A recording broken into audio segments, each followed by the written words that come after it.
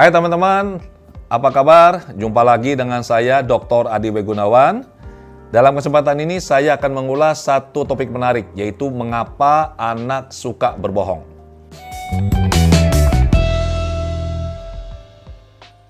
Jadi ceritanya begini, saya sering dapat pertanyaan dari teman-teman, dari para orang tua terutama. Mereka bertanya pada saya, Pak, kenapa sih ada anak yang jujur, ada anak yang suka bohong?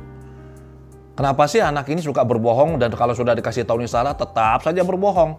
Dan makin lama berbohongnya itu makin parah, makin canggih. Seperti bisa membuat cerita-cerita yang kita sendiri itu percaya kalau itu benar. Apa sih penyebabnya, Pak? Ada juga orang tua bilang begini, anaknya saya ini Pak ya, mulai bayi Pak, mulai orok, mulai lahir itu sudah suka bohong. Saya bilang, enggak ada ceritanya anak lahir itu langsung bisa bohong. Anak bohong itu karena proses tumbuh kembangnya. Apa yang dia alami, ini yang membuat dia akhirnya berbohong. Jadi tidak ada ya anak yang begitu lahir langsung, bohong, tidak ada. Jadi sekarang begini, apa sih yang membuat anak suka berbohong? Nah, informasi yang saya sampaikan ini, untuk Anda para orang tua yang anaknya masih kecil, ini pengetahuan bagi Anda supaya jangan sampai anak Anda berbohong. Nanti bagi orang tua yang anaknya sudah besar dan anaknya sudah terlanjur suka bohong, saya akan jelaskan di akhir segmen ini bagaimana cara untuk bisa membantu anak ini supaya bisa jujur kembali. Alasan pertama anak berbohong, meniru orang tua. Ayo, ngaku apa enggak? Jadi ceritanya begini teman-teman, seringkali tanpa kita sadari, kita nih orang tua mengajari anak untuk berbohong. Contoh ya, apakah Anda pernah misalnya nih lagi di rumah, kemudian ada bel, pembantu keluar, kemudian pembantu masuk lagi. Anda tanya, siapa itu? Anda bilang, oh ini ada Pak RT atau ini ada Bu siapa yang datang nyari Anda. Dan Anda tidak mau jumpa nih orang. Apa yang Anda lakukan? Anda bilang sama pembantu, kasih tahu saja, bilang ibu atau bapak lagi tidur. Atau lagi tidak ada di rumah. Dan tanpa Anda sadari, di samping Anda, ada anak Anda. Anak Anda yang masih kecil akan melihat dan mendengar.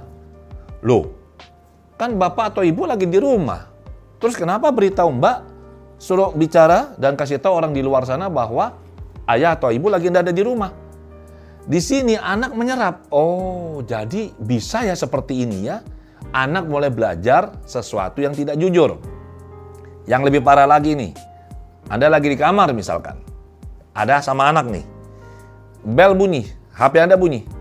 Tiba-tiba Anda lihat, loh, ini orang ini Anda tidak mau terima ini teleponnya dia. Ya, Anda tidak sambut, kemudian telepon lagi. Anda nggak mau sambut, lama-lama kan ini mengganggu. Akhirnya setelah berapa kali dia telepon, Anda bilang sama anak, Dek, tuh diangkat teleponnya. Bilang, Mama lagi keluar, HP-nya lupa nggak dibawa. Anda secara tidak sadar, Anda mengajari anak Anda untuk berbohong. Ya, nah kalau ini sering diulang-ulang, anak menyerap cara Anda berperilaku, anak akan meniru. Jadi Anda yang mengajari anak Anda untuk berbohong. Alasan berikutnya kenapa Anda berbohong, Anda orang tua bertanya pada anak pertanyaan yang sebenarnya tidak perlu Anda tanyakan, karena Anda sudah tahu jawabannya. Contohnya, Anda lagi di dapur, anak Anda lagi main di ruang tamu, dan Anda tahu di rumah tidak ada orang lain, hanya Anda berdua dengan anak Anda. Kemudian tiba-tiba Anda dengar suara prang, ada yang pecah. Anda segera bergegas ke ruang tamu dan Anda melihat itu meja kacanya Anda pecah. Anda marah, mendeli, kemudian Anda tanya ke anak Anda, Adek, siapa yang kasih pecah meja ini? Ini pertanyaan yang Anda nggak perlu tanya. Anda pasti sudah tahu siapa yang kasih pecah. Nah, di rumah itu cuma ada Anda dan anak Anda kok. Ya. Anak yang kaget Anda lihat begitu, disentak, takut enggak? Pasti takut. Jadi anaknya akan bilang, bukan saya. Jadi anak terpaksa berbohong karena untuk apa? Melindungi dirinya dia. Ini cara bertanya yang salah. Akan lebih baik dan bijak bila Anda datang dengan lembut, Anda dekati si adik. Dia waktu memecahkan kaca ini, meja ini, dia pasti kaget dan ketakutan. Benar gak? Ini sudah satu hukuman bagi dia. Anda dekati dia, Anda peluk dia, Anda tanya, Adek kaget ya?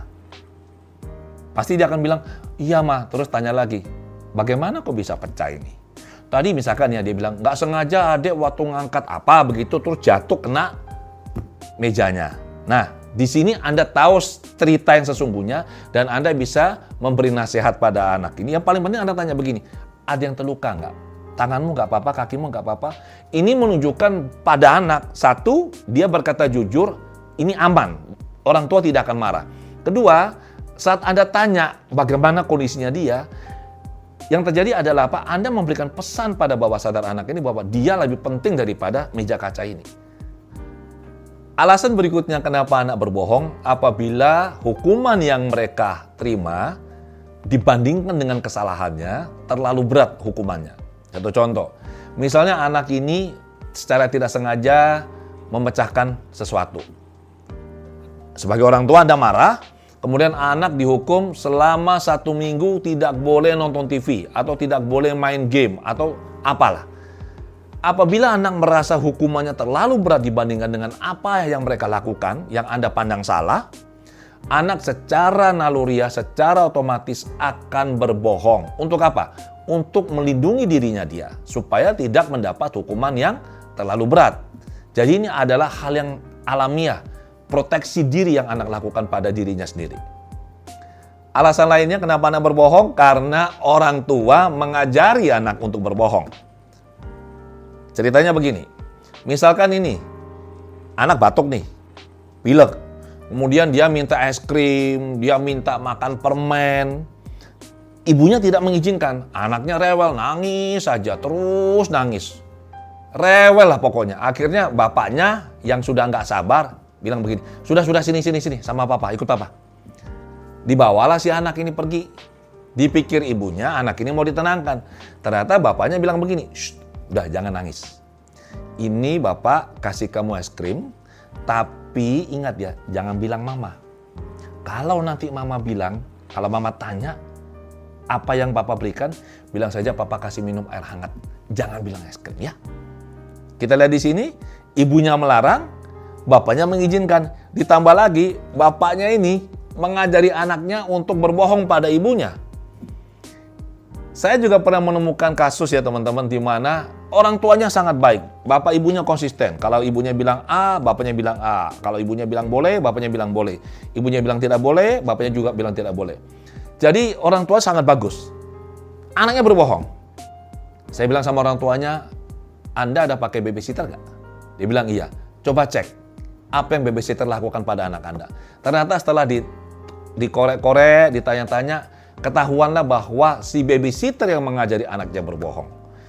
Jadi kasusnya sama, si ibu melarang anak untuk makan atau minum sesuatu, babysitternya memberikan izin, memberikan yang anak minta ini, padahal sudah dilarang ibunya, sambil berpesan, kalau nanti mama tanya, jangan cerita, bilang saja dikasih air hangat. Akhirnya anak ini setelah besar punya kebiasaan berbohong. Satu lagi alasan kenapa anak akhirnya bisa berbohong. Orang tua tidak konsisten.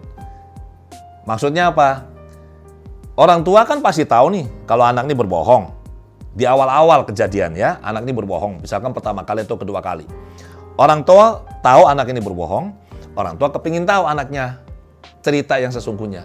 Dan orang tua bilang begini, udah bilang aja sama mama atau papa.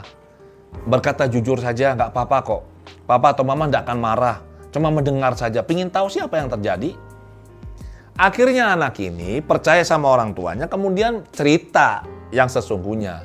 Nah, begitu mendengar cerita anaknya, orang tuanya langsung murka, marah besar. Anak dimarah, dimaki, atau dipukuli, atau dihukum. Di sini anak belajar, kalau jujur ini bahaya. Jadi berikutnya kalau orang tua bertanya, anak secara otomatis berbohong. Kenapa? Ini anak cari selamat. Nah, salah siapa sekarang kalau anak berbohong?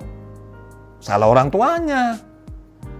Nah, sekarang bagaimana caranya kita membantu anak supaya mereka tumbuh berkembang, jadi anak yang baik, jujur, dan tidak berbohong. Kalau anak masih kecil ya, teman-teman ya, sebagai orang tua, saran saya adalah, ingat, anak belajar dari contoh dan teladan orang tua. Jadi, kita sebagai orang tua perlu memberikan teladan sikap perilaku yang jujur di depan anak. Kemudian yang kedua, kita menghargai kejujuran anak. Mereka bercerita apa adanya, kita dengarkan, tidak kita marahi, kita berikan nasihat. Nah, kita bangun ini, budaya kebiasaan jujur ini di rumah dulu. Ya. Kemudian, kalau anak sudah agak besar dan sudah punya kebiasaan berbohong, bagaimana?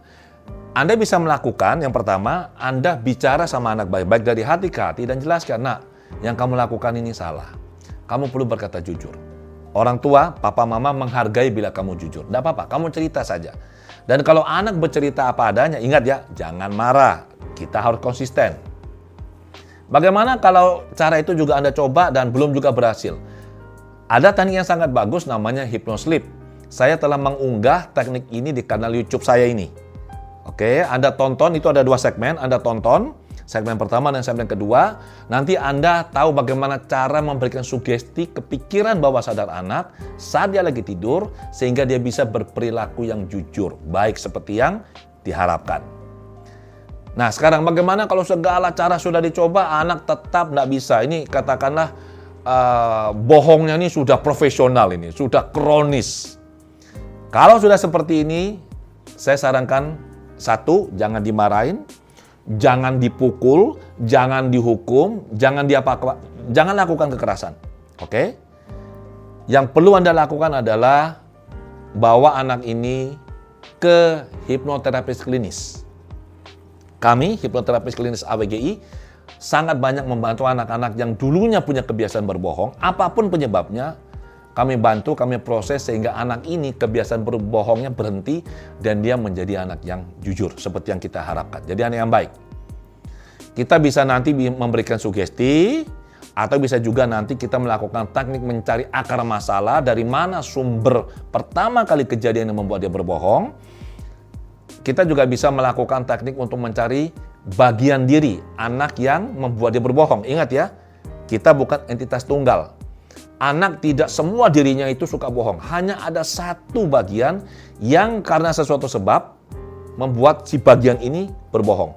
Nah, kami akan mencari bagian ini, kami edukasi sehingga bagian ini menyadari bahwa yang dia lakukan salah dan berhenti berbohong. Dan mendukung anak menjadi anak yang baik dan jujur. Jadi begitu ya teman-teman ya. Terima kasih telah menyimak video ini. Ingat untuk like, subscribe, dan aktifkan notifikasi. Dan juga bagikan informasi ini kepada sebanyak mungkin orang tua yang lain agar supaya kita bersama-sama bisa bertumbuh berkembang menjadi orang tua yang lebih baik atau kalau bisa yang terbaik bagi anak-anak kita. Terima kasih, sampai jumpa di video berikutnya.